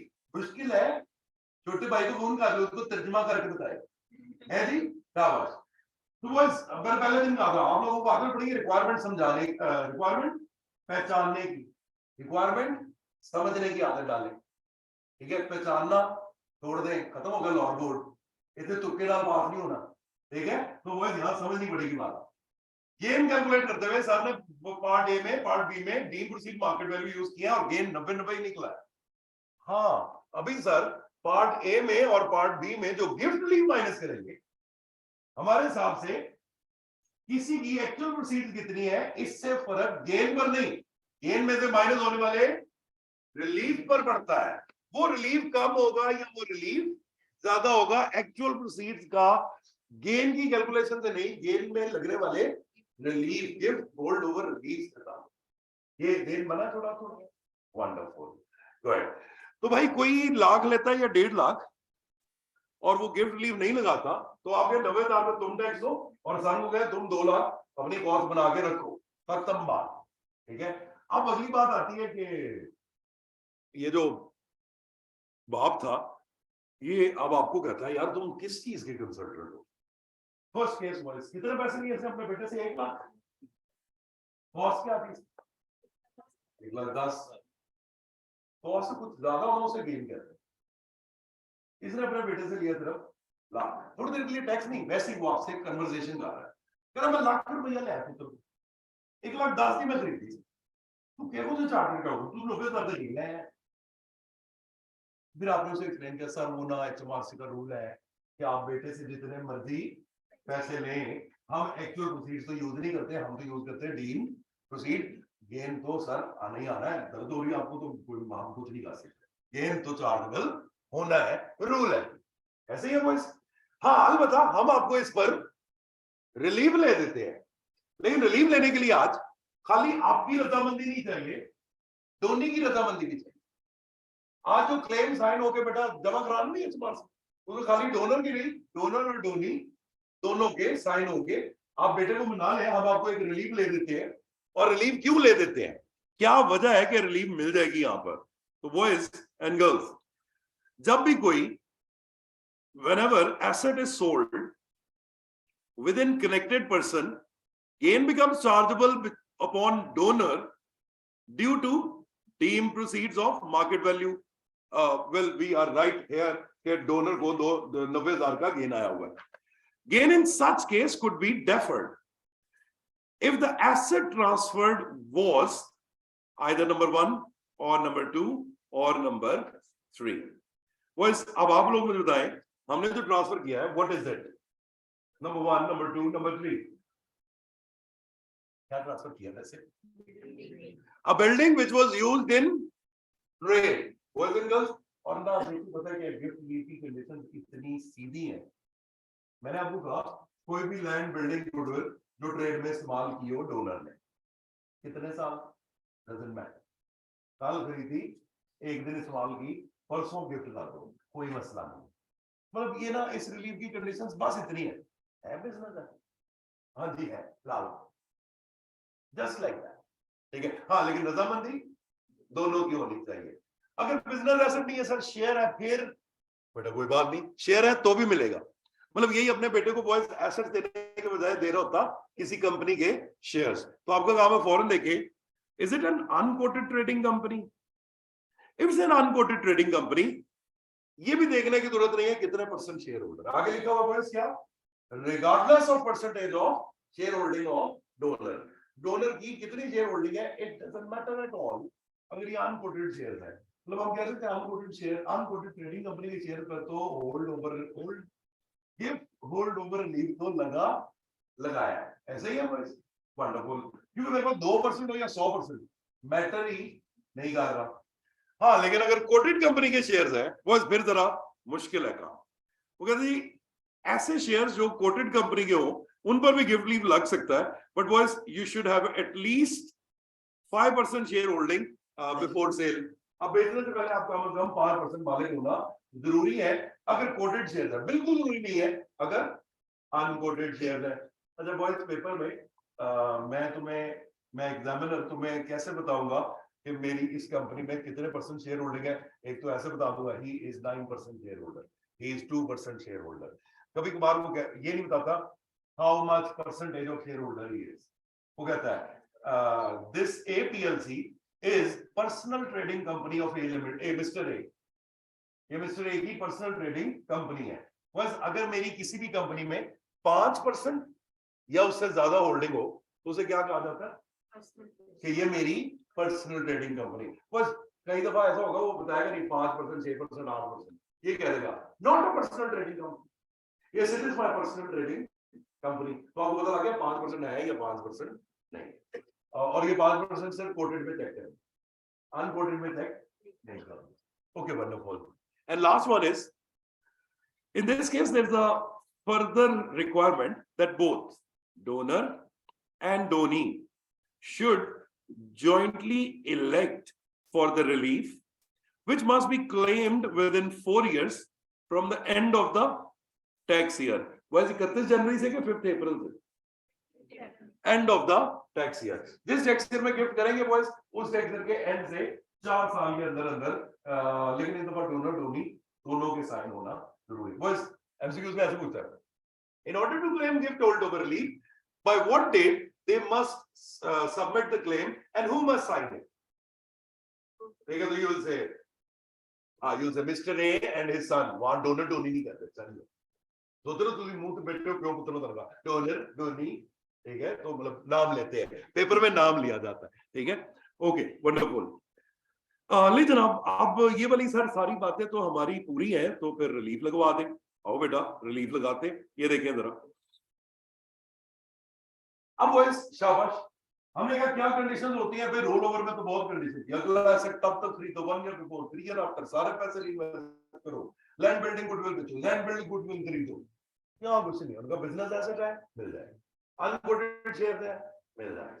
Coated है भाई 5% होनी चाहिए, मिल जाएगा, उस पर भी मिल जाएगा. ये तो वो कंडीशन है जिससे हमें पता लगता है अच्छा यहाँ गिफ्ट होल्ड ओवर रिलीफ लगा लो. सर एक कंडीशन डेफिनेटली में हम नोट कर रहे हैं ऐसी होती है जिससे पता लगता है पूरा गेम गिफ्ट होल्ड ओवर हो जाएगा या कुछ इमीडिएटली चार्जेबल होगा. अब वो कंडीशन पढ़ाऊंगा. जैसे बॉयज रोल ओवर में और होल्ड ओवर में था, सारे पैसे रिइन्वेस्ट किए कि नहीं किए, तो यहाँ पर भी कोई एक पॉइंट ऐसा है जिससे हमें पता लगेगा सारा गेम डेफर करना है कि नहीं करना. अच्छा बॉयज वो पॉइंट क्या है? वो पॉइंट ये है, बाय द वे वो पॉइंट मैंने सबसे पहले सिखाया. अगर आप वॉलंटियर करना चाहें, कौन सी चीज है जो गेन पर नहीं, जो रिलीफ पे इम्पैक्ट डालती है, उसके नाम हिसाब. अभी एक लाइन पढ़ाई 3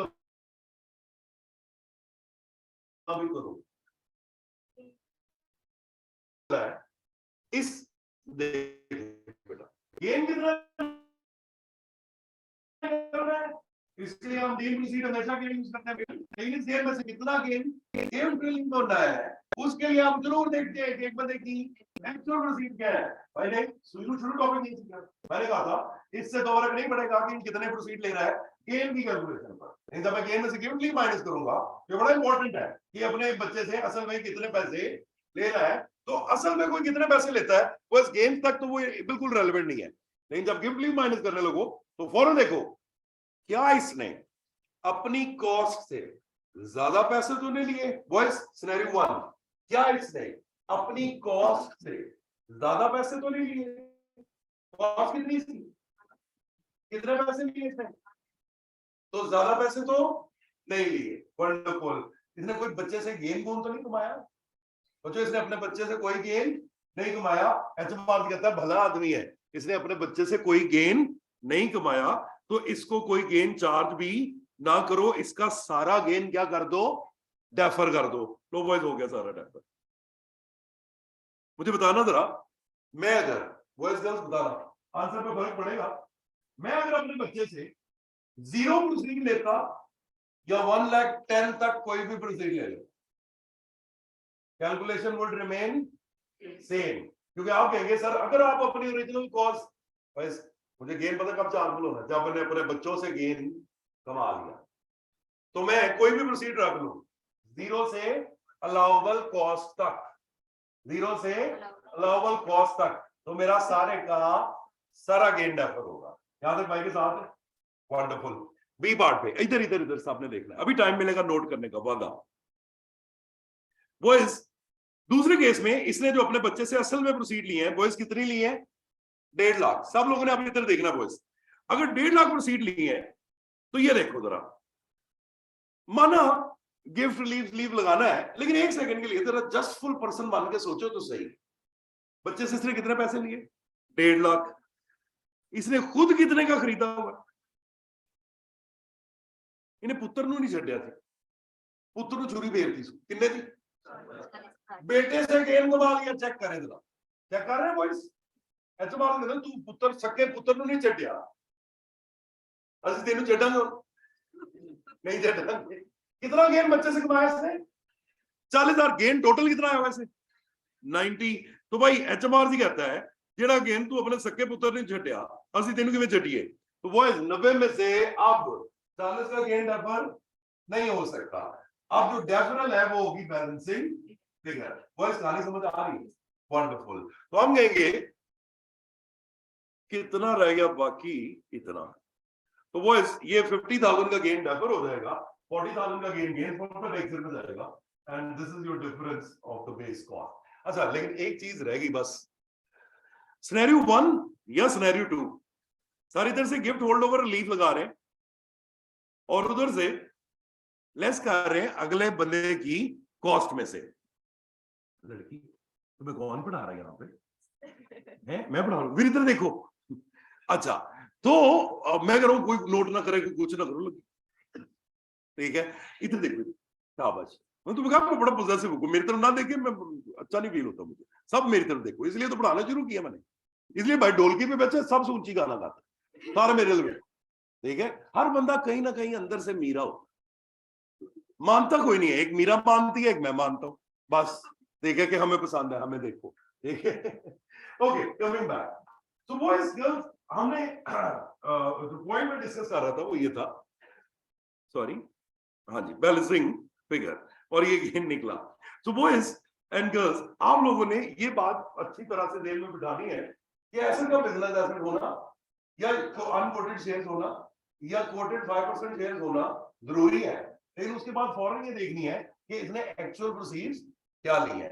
अगर वो एक्चुअल प्रोसीड्स अलाउबल कॉस्ट या उससे कम है, पूरा गेन डेफर करें, लेकिन अगर अलाउबल कॉस्ट से ज्यादा है तो वो जितनी ज्यादा है उतना गेन इमीडिएटली चार्जेबल करें। गेन कितना डेफर होना और कितना चार्जेबल होना ये तो हमें आ गई समझ, लेकिन बॉयज बताना, gift leave is a deferral और एग्जाम्पशन? डेफरल। तो ये डेफर्ड गेन चार्ज कब होगा? हाँ, अगला एसेट कौन सा एसेट? तो एक ही है। हाँ, बंदे दो हैं, बंदे दो हैं। वो सन जो सोच रहा था कि मैं बेचूंगा तो 2 लाख यूज करूंगा, अब उसके ठहरो, जितना वहां से लेस किया है तुम्हारे फादर के गेन में से उतना ही तुम्हारी कॉस्ट में से लेस होगा। और बेटे की कॉस्ट जो 2 लाख थी सिनेरियो 1 में, वो रहेगी सिर्फ 110। शाबाश, बताना अब्बू वाला गेन अब किस पर कब आएगा? बेटे पे, जब वो बेचेगा। तो बेटा गिफ्ट के साथ टैक्स भी अंकल ने गिफ्ट कर दिया है, और कर रहे हैं। अब समझे डोनर डोनी दोनों के साइड होना तो है जी, वंडरफुल। ले जी, हम यहाँ पे कह रहे थे कोई नोट नोट ना, सब मेरी तरफ देख, ठीक है? तो सब मेरी तरफ देख रहे थे, बाकी सारे भी कर रहे थे। खैर, पहले भी मैं कह रहा था बेटा बाहर ना जाना, वो मुंडा उठ के बाहर निकले, मैं विचार बोल रहा हूँ, उठे बाहर, फिर वो उठी बाहर। तो भाई और किस किस ने जाना, सारे घूम फिर रहा सारे, है जी? चलो खैर, वापस आते असल में वो डिस्क्रिमिनेशन नहीं करता ना भाई, तुझे नहीं रोका वो भी नहीं रुकी, देखा? तुझे रोका था ना पहली दफा पे, फिर वो भी ना जाती बात। आगे आते हैं, देखो मेरे से ये बर्दाश्त नहीं होता कि नीचे देख रहा हूँ, तुम उठ के बाहर चले गए। दिल नहीं टूटता तो बिल्कुल ऐसे सन से जो टूटे कोई सपने। ओके बॉयज, एंड रिजल्ट क्या निकला? वो जितना गिफ्ट लीव लपे डोनर के गेन में से डाल दो और वहां से कॉस्ट में से, क्योंकि डोनर के अपने गले से नजला उतारा बेटा और धोनी के गले में डाल दिया। कोई बात नहीं, धोनी भी अपना एसेट अपने पास रखे, कारोबार चलाए, कल को अपने बच्चे को गिफ्ट करे, फिर गिफ्ट लीव लगा, कोई मसला नहीं। तो अगर आप में सब्र है तो सिजडी में भी सुकून है। अभी थोड़ी देर पहले कहा था रोल ओवर है, तुम्हारा चार्ज नहीं होगा, भर जाओ, ठीक है? तो सब्र करो, सब कुछ हो जाता है, ठीक है? लो बॉयज, ये एक एग्जांपल है अब आपके लिए। ये अब आप लोग सॉल्व करें जरा और मुझे बताएं गेन कितना आता है। ठहरे जरा, कितने की एग्जांपल, जल्दी सी एग्जांपल। हाँ लेकिन ये नहीं है सिर्फ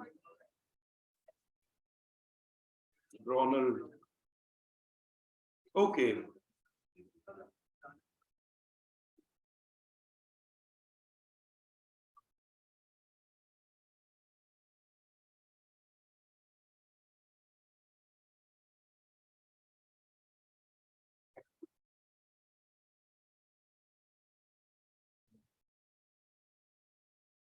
जस्ट अ सेकंड बॉयज, मैं पास थी नहीं, बच्चों जो नीचे एग्जाम्पल है वो नहीं, वो आपका घर से कर लेना किसी दिन, अभी जरा वेट करते हैं।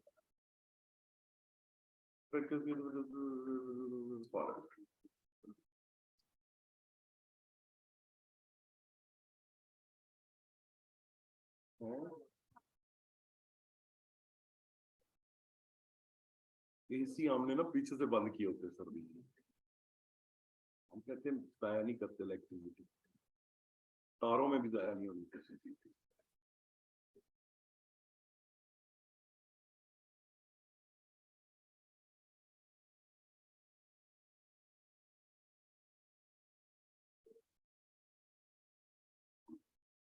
बच्चों ये एग्जांपल आई थिंक आपके उसमें नहीं है।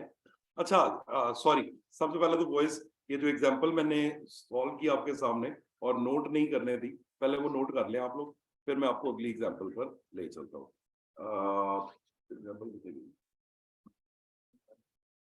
देयर वी गो वॉइस, मतलब इट वुड बी बेटर अगर आप एक फोटो उतार लें, जरा जल्दी हो जाएगा। देयर वी गो, ये पहली है, पहले का सॉल्यूशन है।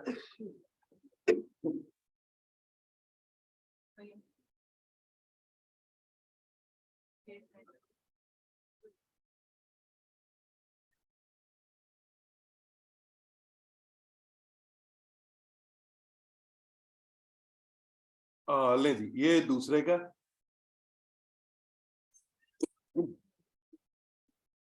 वो चल,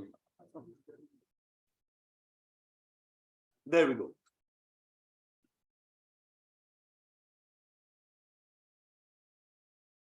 यार ये ना प्लीज वो ग्रुप पे भी शेयर कर देना जरा, बोथ साइड। ओके, उतार लिया ना आपने?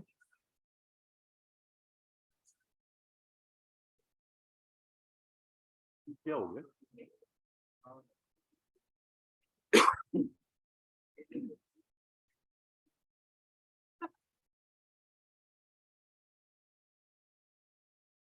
Really, you're bad at it.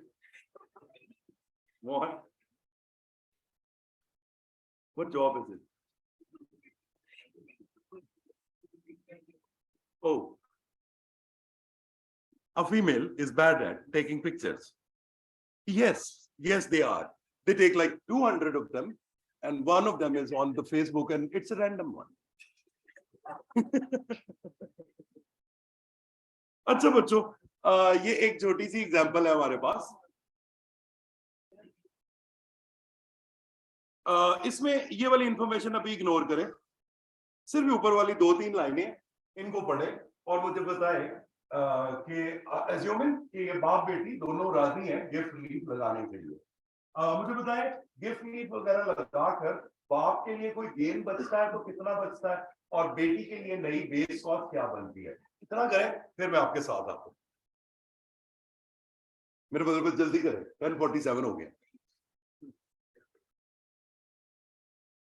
मैं शुरू करता हूँ, मुझे की बॉल पे मुझे दे लेना लगे।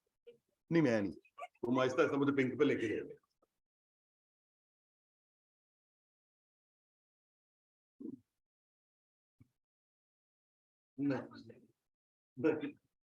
जिस दिन पहले रंग पे मान गया बस हो गया काम।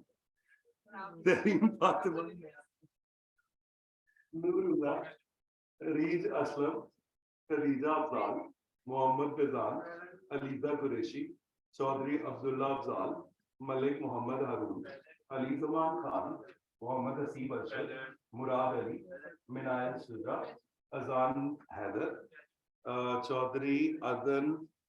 चौधरी अदनान औरंगजेब, सीबल याकूब, सीबल मोहम्मद अमीर, अलिशबा हुसैन, तैमूर जलील खान, अब्दुल वहाब कामरान, तहरीम फातिमा, अली मिकात, उमर वकास खान, उमीदुल्लाह अलीजादा, सैयद हैदर रजा, उस्मा मरियम, आकिब रहमान, मोहम्मद अब्दुल्ला खालिद, मोहम्मद खिजर, जहूरुल हसन, मोहम्मद मुनीब भट्ट, अनीस अली, दाऊद हैदर, अब्दुल्ला चौधरी, इमादुद्दीन, अदनान शहजाद, मोहम्मद साहब, साइले हसनैन, गुलाम यासीन, जवेरिया मुनीर, हसन अब्दुल्ला, मोहतिया नदीम, माज अहमद डार, मोमिन जलील, उसामा इदरीस, मोमिन जलील। बेटा तेरी अपनी क्लास से आज आया था, तेरी सिर्फ एक प्रेजेंट लगी हुई पिछले 4 दिनों हैं। आप भी लगा दूं अगले पूरे हफ्ते के लिए। तेरी आवाज नहीं पहुंचती मेरे तक है ड्रामे। मेरा बेटा छुट्टी ना किया था।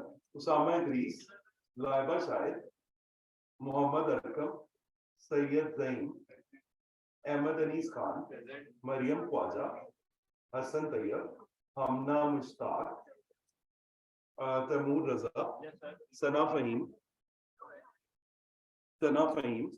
फजर फरहाद, आयरा तारिक, ज़ैनब जुबैर, फैसल जैद, अब्दुल वाजिद, शफक ज़िशान, अक्सा ज़िशान, वासिक मसूद, इसानुल्लाह राजा, अहमद जैन, तैमूर शाह, सैयद अली अरसल, शौकत महमूद, गयूर नवाज, मोहम्मद साद राना, राशिद इकबाल, अली हुसैन,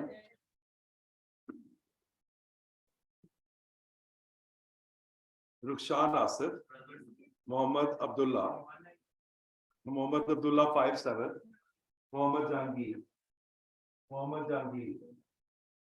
अस्मा नहीं, फातिमा असद, समीर चंद, नताशा खालिद, फकीहा खालिद, नताशा खालिद, मोहम्मद वलीद, आमना हफीज, मलिक अब्दुल मुईज, मिशकात काजिम, जिशान अहमद, सोइबा जमील, मोहम्मद हमजा शकील, मुस्फरा बतूल, अब्दुल हनान, सारा इमरान, फहद इलियास, कुलसूम रिजवी, मोहम्मद तलहा वसीम, मोहम्मद फहद बाजवा, हमना अंसर, हमाद अशरफ, मोहम्मद नुमान आसिफ, उस्मान हैदर, साउद अली, अशनाब नुमान, बाबर अली, अजलान नवाज, ज़ारा एजाज, तैयबुर रहमान, रेहान यावर खान, वारिशा शाहिद, अब्दुल्ला खालिद मियाँ, फैजान अली, रानिया बुरहान, इरहा शाहिद, अली हमजा, रामीन अरशद, मोहम्मद मुईज, जिशान हैदर, मोहम्मद जायद, लाइबा सईद, आसिफ खान, आबिदुल्ला,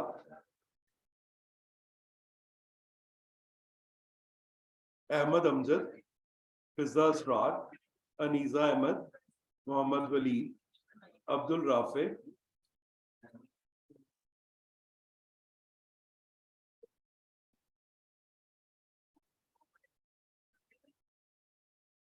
थैंक यू जी। नहीं करेक्ट बॉयज, कितना गेन आ रहा है रिलीफ लगाने के बाद मिस्टर ये पे?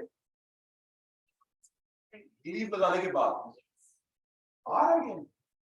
नहीं आ रहा है, 0 आ रहा है ना, क्योंकि उसने अपनी बेटी से जो प्रोसीड्स लिए हैं वो 36 है और उसकी अलाउबल कॉस्ट कितनी 60,000 है, क्योंकि उसने अपनी बेटी से जो प्रोसीड लिए हैं वो कॉस्ट से कम है। अब ये 0 से 60,000 कोई भी पैसे ले लेता तो आप कहते हैं पूरे का पूरा गेन गिफ्ट होल्ड ओवर हो जाएगा, डेफर हो जाएगा। सबको हो गया? तो बेटी की नई बेस कॉस्ट 60,000 आई है, फिर बेटी की नई बेस कॉस्ट भी 60,000 आई, ऐसे ही है। चले यहां से फिर हम कल इंशाल्लाह स्टार्ट करेंगे, क्योंकि अभी इतने से टाइम में ना वो एडजस्टमेंट नहीं पढ़ा पाऊंगा जो पढ़ानी है। तो मुझे कल याद कराइएगा पार्सली नॉन ट्रेडिंग कंपनीज।